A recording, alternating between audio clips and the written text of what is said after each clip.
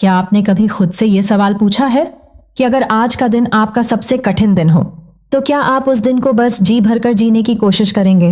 ना कल की फिक्र, ना परसों की चिंता, बस आज। बस सांस लेते रहना, चलते रहना, टूटते हुए भी टिके रहना। क्या आप ऐसा कर पाएंगे? नमस्कार दोस्तों, मैं हूं आपकी अपनी आरजे क्वीन और आप सुन रहे हैं एनी बुक समरीज, वो जगह जहां हम किताबों के जरिए जिंदगी को थोड़ा और गहराई से समझते हैं, थोड़ा और सच्चाई से महसूस करते हैं। आज मैं आपको ले चलने वाली हूं एक ऐसे इंसान की कहानी में जिसने हर रोज मौत का सामना किया लेकिन हर बार जिंदगी को चुना।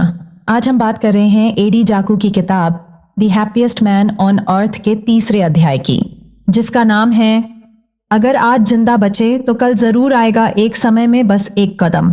ये अध्याय कोई कहानी नहीं, ये इंसानी जिजीविशा की वो मिसाल है जो आंसुओं के पार उम्मीद की रोशनी दिखाती है। लेकिन इससे पहले कि हम इस अध्याय में उतरें, आइए जानें उस लेखक के बारे में जिसकी जिंदगी हर लफ्ज में धड़कती है, जिसने अपने दुखों को उम्मीद में बदल दिया।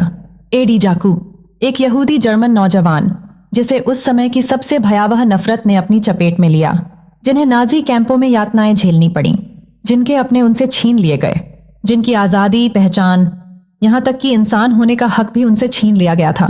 लेकिन इन सब के बावजूद उन्होंने खुद को दुनिया का सबसे खुशहाल इंसान कहा। क्यों? क्योंकि उन्होंने सीखा कि अगर आज बच गए तो कल जरूर आएगा। और यही है आज के अध्याय की सबसे बड़ी सीख। तीसरे अध्याय में एडी हमें एक ऐसे समय की झलक देते हैं जब जिंदगी सिर्फ सांसों में नहीं, जूझने में थी। वे कहते हैं, एक पल में तुम्हारे चारों ओर सब कुछ बदल सकता है, और जब दुनिया तुम्हें तोड़ने की कोशिश करे तो तुम्हारा सबसे बड़ा हथियार है एक और कदम, बस एक और कदम। कभी कभी जिंदा रहना भी एक क्रांति होती है, एक चुपचाप किया गया विद्रोह उस अंधेरे के खिलाफ जो तुम्हें निगलना चाहता है। एडी के लिए हर सुबह का मतलब था, जागो, सांस लो, चलो, बस एक और दिन, ना आगे सोचो ना पीछे, बस अभी, बस अब। कैंप में उन्हें भूख लगी रहती थी, शरीर थक चुका था, आत्मा रोती थी। लेकिन वो कहते हैं कि उस नरक में भी उन्होंने एक छोटा सा वादा किया था खुद से कि जब तक एक और कदम चल सकता हूं तब तक मैं हार नहीं मानूंगा। और दोस्तों, यही वो बात है जो इस अध्याय को इतना जिंदा बनाती है। कितनी बार हम अपनी जिंदगी में उलझ जाते हैं, भविष्य की चिंता, बीते कल की गलती, लोगों की बातों का बोझ, और फिर हम रुक जाते हैं, चलना भूल जाते हैं। लेकिन अगर हम उस एक पल को थाम लें, सिर्फ एक पल को, और कहें मैं ये एक कदम चल सकता हूं, तो शायद वही हमें हमारे कल तक पहुंचा सकता है। आपके और मेरे जीवन में भी ऐसे पल आते हैं जब सब कुछ धुंधला लगता है, जब कोई रास्ता नहीं सूझता, जब सब कुछ छोड़ देने का मन करता है। ऐसे में अगर हम बस एक काम करें, अपने आज को जी जाएं, तो शायद कल की सुबह कुछ और होगी।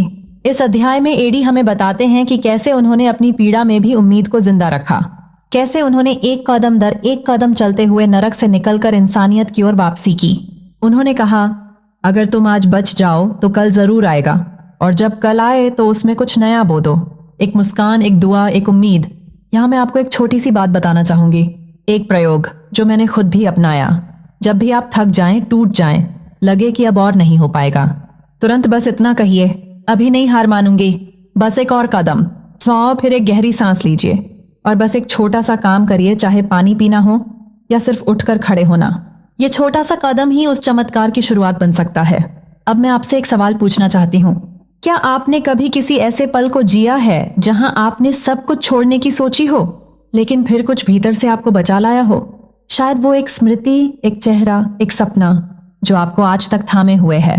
तो क्या अब वक्त नहीं आ गया कि हम भी किसी और का सहारा बने, जैसे एडी ने अपने अनुभवों को हमारी उम्मीद बना दिया?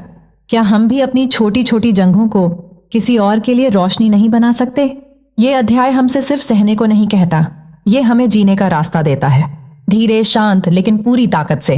और अंत में जब हम इस अध्याय की आखिरी पंक्तियों तक पहुंचते हैं तो हमारे भीतर एक गूंज रह जाती है कि शायद जिंदगी कोई दौड़ नहीं बल्कि एक रोज की यात्रा है, जिसमें जीतने वाले वो होते हैं जो बस चलते रहते हैं, टूटकर भी उठते हैं, डर कर भी मुस्कुराते हैं, और हर रात खुद से कहते हैं, अगर आज बच गए तो कल जरूर आएगा। तो आज जब आप ये कहानी सुन चुके हैं, मैं बस इतना चाहती हूँ कि आप खुद से एक छोटा सा वादा करें कि जब अगली बार जिंदगी भारी लगे तो आप रुके नहीं, बस एक कदम और बढ़ाएं, क्योंकि आप अकेले नहीं हैं। मैं हूं, हम हैं, ये कहानियां हैं जो आपके साथ हैं। और अगर आपको ये बात दिल को छू गई हो तो इस चैनल को जरूर सब्सक्राइब कीजिए ताकि हम मिलते रहें, सीखते रहें और इस यात्रा में एक दूसरे का हाथ थामे रहें। मैं हूं आपकी अपनी आरजे क्वीन और आज मैं सिर्फ एक आवाज नहीं, आपके भीतर की उम्मीद की एक हल्की सी लौ हूं। जब भी अंधेरा लगे उसे याद कर लेना। हम फिर मिलेंगे किसी और कहानी में, किसी और सबक के साथ। तब तक चलते रहिए, बस एक कदम और।